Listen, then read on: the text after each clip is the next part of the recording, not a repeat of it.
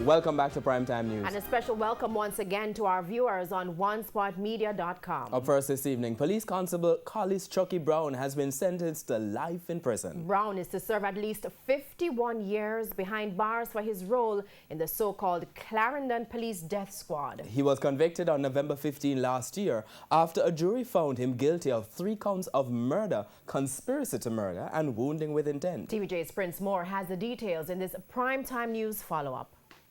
Constable Brown's sentencing was postponed on 2 previous occasions, but Friday he faced the judge for sentencing.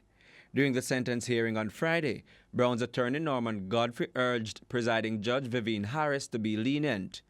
Mr. Godfrey did not elaborate, but declared that Constable Brown was a sacrificial lamb. But the attorney's words did little to sway the judge, who told Brown he will spend at least 51 years behind the bars before he is eligible for parole. In handing down the sentence, Judge Harris told the court members of the JCF cannot take the law into their hands by being judge, jury, and executioner despite the high crime rate. She said the police are hired to uphold the law, and Brown, instead of doing so, embarked on a process to kill persons accused of being criminals. In giving her review of the case, Justice Harris said Brown was a part of what she called contrived police fatal shootings. The judge said the deceased received multiple gunshot wounds and firearms were planted at scenes and statements prepared to cover up and deceive the public of the shootings. Justice Harris said the action of the police has brought the force and the law enforcement into disrepute.